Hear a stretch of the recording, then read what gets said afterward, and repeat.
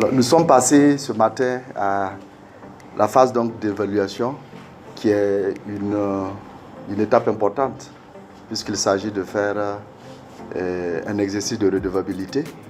Nous avons été mandatés par le chef du gouvernement pour la mise en œuvre de la politique du gouvernement en matière d'éducation de base.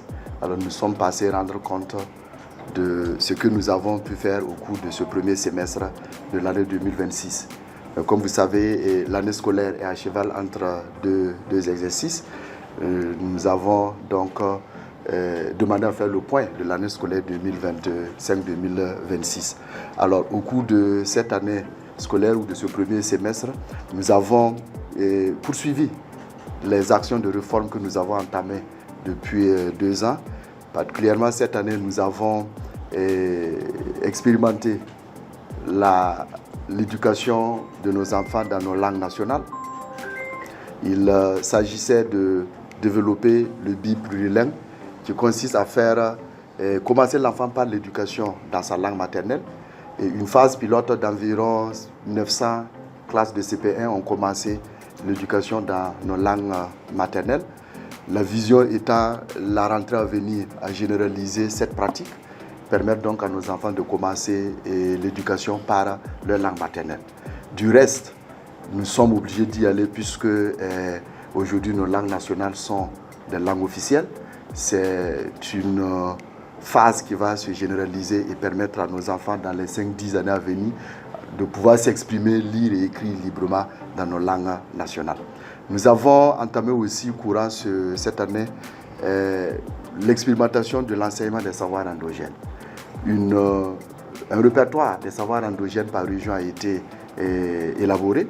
Alors nos enseignants devraient, nos collègues sur le terrain, procéder à l'enseignement de ces savoirs endogènes tout au long de l'année aux enfants, soit par eux-mêmes ou en faisant appel à des personnes ressources capables donc de les accompagner dans l'enseignement de ces savoirs endogènes.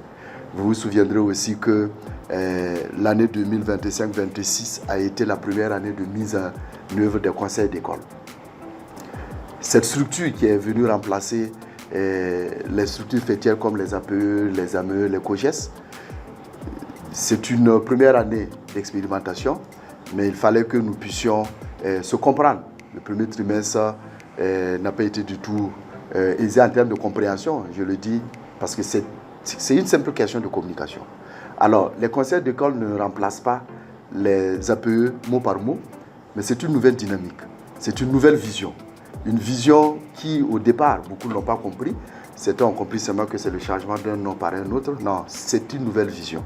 Permettre à la communauté d'éduquer l'enfant, permettre à la communauté de prendre en charge l'école, permettre à la communauté de contribuer et faire de l'enfant de toute la communauté.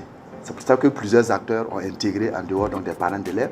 Donc cette vision, il fallait la partager, il fallait expliquer pour que les uns et les autres comprennent cette nouvelle dynamique qui désormais devient la règle.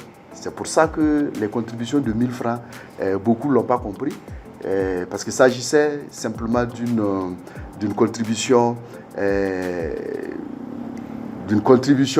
simplement équitable, mais pas égalitaire. Voilà, puisque nous voulons que désormais les parents puissent contribuer et que la communauté puisse contribuer à éduquer les enfants. Vous vous souviendrez aussi que le premier semestre, l'année a été marquée par la mise en œuvre du mois artistique et culturel. C'était une des instructions que nous avons reçues aussi en début d'année, faire en sorte que nos écoles soient ouvertes à la communauté, faire en sorte que les barrières entre les murs de l'école et la communauté soient effacées, et permettre à nos enfants de rentrer en contact avec leur milieu, rentrer en contact avec leur identité, rentrer en contact avec les valeurs qui sont les nôtres, qui complètent en même temps leur éducation. Parce qu'aujourd'hui, nous ne voulons plus simplement enseigner nos enfants à lire et écrire, nous voulons les éduquer à notre manière, les éduquer à grandir dans une société avec des règles, des valeurs qui sont propres à cette communauté. Alors, le mois artistique, ça, vous l'avez suivi tout au long de ce mois. Nous pensons que c'est un bilan positif. Nous allons tirer les conséquences. Nous avons reçu des instructions du chef du gouvernement aujourd'hui pour faire en sorte que les leçons soient tirées et et permettre donc une généralisation l'année à venir. Enfin, je termine par les résultats de l'année scolaire. Tout cela est les résultats assez exceptionnels. Un taux de 95,23% au CEP, c'est inédit. Aujourd'hui, c'est des motifs donc, de satisfaction pour nous. Et parmi donc, ces chiffres, pour juste, nous n'allons pas bouder en tout cas ce plaisir. Nous avons pratiquement plus de 60% des classes de CM2 qui ont fait du 100%. Voilà, c'est inédit. Et je dirais même qu'il y a des CEP entières. Environ 43 CEP pratiquement ont tous fait du 100%. Ce n'est pas simplement la classe, mais toutes les écoles donc, de 43 CEP ont fait du 100%. Ce sont des résultats encourageants et qui me permettent de terminer en disant merci, en félicitant l'ensemble de nos collaborateurs, de nos collègues sur le terrain. Pour certains, ces résultats peuvent les étonner, mais nous sommes acteurs donc, de terrain et nous connaissons le travail extraordinaire qui est abattu par les enseignants sur le terrain et au prix donc de sacrifices énormes et qui méritent d'être salués aujourd'hui, d'être encouragés. Et nous les félicitons parce que ce sont des résultats auxquels leur effort, leurs sacrifices ont permis aujourd'hui d'arriver et d'avoir comme résultat de fin d'année. Nous avons aussi reçu donc des instructions en termes de perspective pour l'année à venir, notamment la phase pilote donc, de l'inclusion dans notre système éducatif pour l'année à venir. Nous avons pris un texte tout dernièrement sur la réglementation des frais de scolarité. Aujourd'hui, des instructions sont données pour que nous puissions opérationnaliser donc ce décret.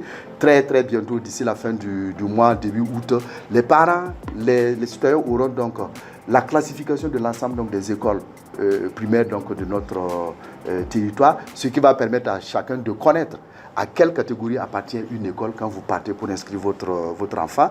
Et nous allons travailler aussi à disponibiliser un peu les manuels scolaires pour les enfants. Ce sont là quelques instructions que nous avons reçues du chef de gouvernement, du camarade Premier ministre pour le reste donc, de l'année.